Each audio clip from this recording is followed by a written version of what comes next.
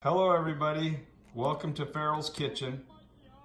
Today we're gonna make some carne asada, and this is what it looks like. It's a roast, and what we're gonna do before we even unwrap this is, well, we gotta go wash our hands.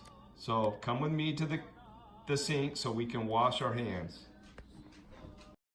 Okay, here we go.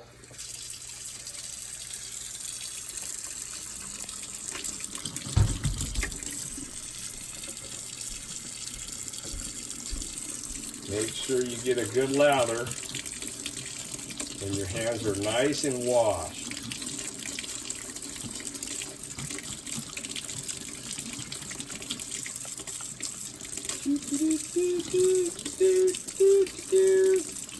Okay, then we want to dry it by patting it on the napkin.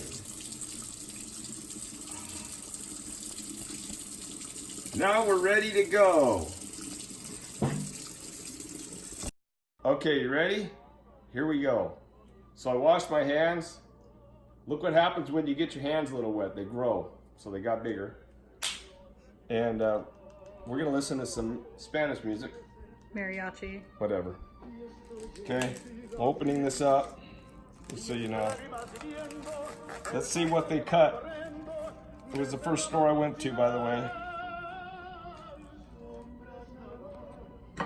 So, this is a normal roast, and see how thin it's cut?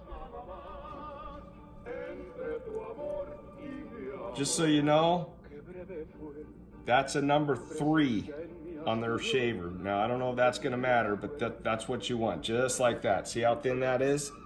You can almost see your hand through it. This was the last butt portion of it, right?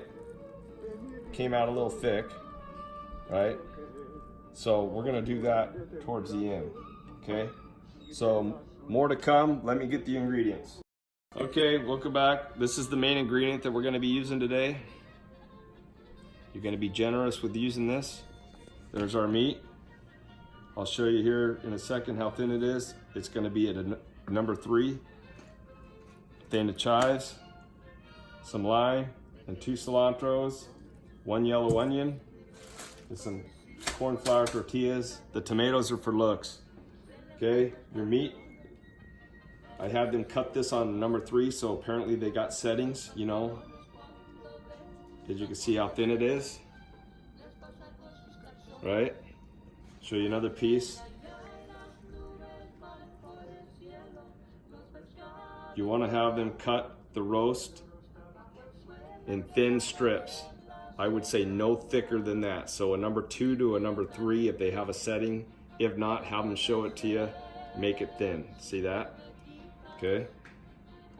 Then what you're gonna do is you're gonna lay it out on a plate like this. Open this up and be real generous. See how generous I am with that? Flip it over. This is the thick piece. This was the piece that originally came off of the top, right? So it's gonna be a little thicker. But you still wanna be generous, okay? Then you're gonna lay your first coating inside the pan. Okay, just like that.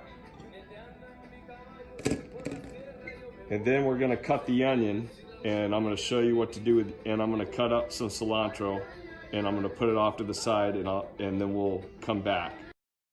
Okay, so now you got your yellow onion right here. We're gonna use, I probably should have got 2, but unfortunately I only got 1. We're gonna slice it like this. Okay, careful not to slice your hands. All right, so back to the meat. You're gonna take a little bit of onion, break it in between layers. See, like that? You're gonna grab a little cilantro, and we're gonna throw it in there, just like that. All right, and we're gonna come back to the meat. Gonna lay the meat back on another slab of meat on here. Kind of evenly spread it out. Just like that. And then once again, using this generously. Flip it over. Another coating. And then come over here and layer it inside the pan. See, like that? Take a little bit of onion. Repeat the process. Come over here, a little bit of cilantro, pull it off. Now mind you, all this is gonna go on the barbecue. You could try to get rid of some of the stems. Okay, just like that. Go back, do it again. See how thin it is?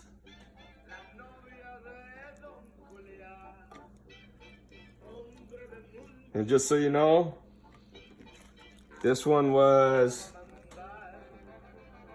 $23.35. I can't read the pounds, so hopefully Paige can zoom in on it. There you go. 21.35. 21.35. But you have it shaved. This will feed probably 4 or 5 people. Okay. Come back to this.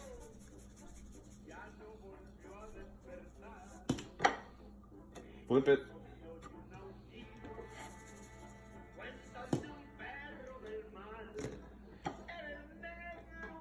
I can get another piece in there.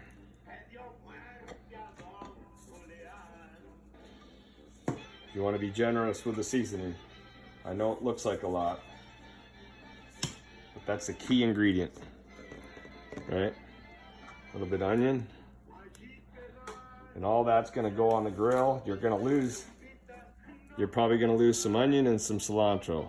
If you get some stems in there, it's okay. It's not going to hurt you. It's going to burn off anyways. Okay? So that's what I'm going to keep doing this process, and then we'll come back in a moment. Okay, just so we're doing the final preparations of this. When you're doing your onion, make sure you use them in bigger pieces because they're less likely to fall into the grill, okay? And oh, we have a special visitor here today in our kitchen. I think everybody will know him. He's a very, very big star and always welcome in our house. And every toilet bowl that's out there, it's Mr. Hanky. Howdy ho, Steve. I'm just here to help you with some carne asada.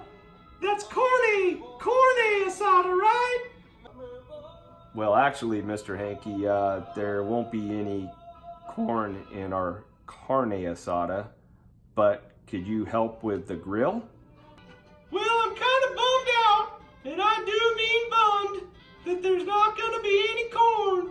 But yeah, I'm good at scraping things. I'll be good on the grill. I'll meet you out there. Howdy-ho!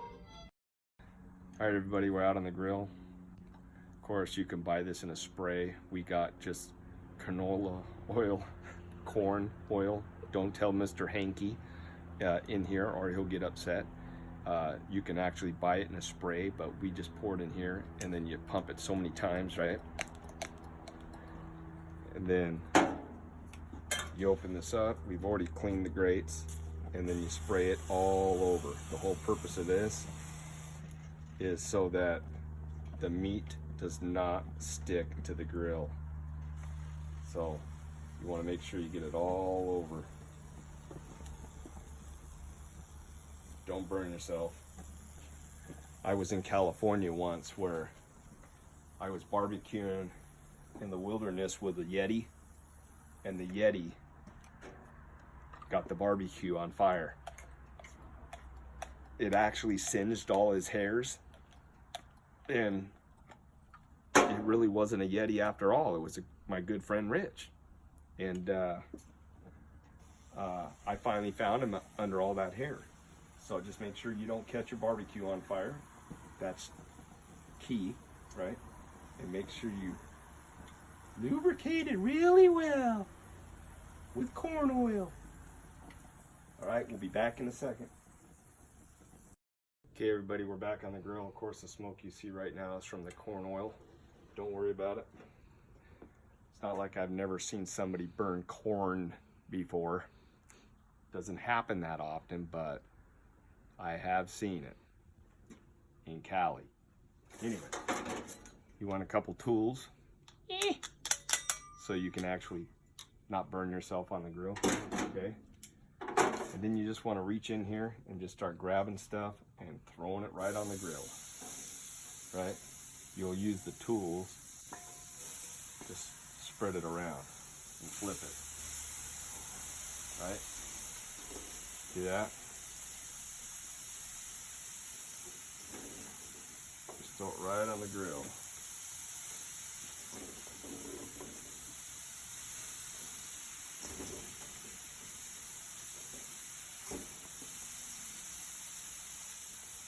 Just like that. And then you want to keep it flipping, but you want to shut the lid and keep an eye on it. We'll be back.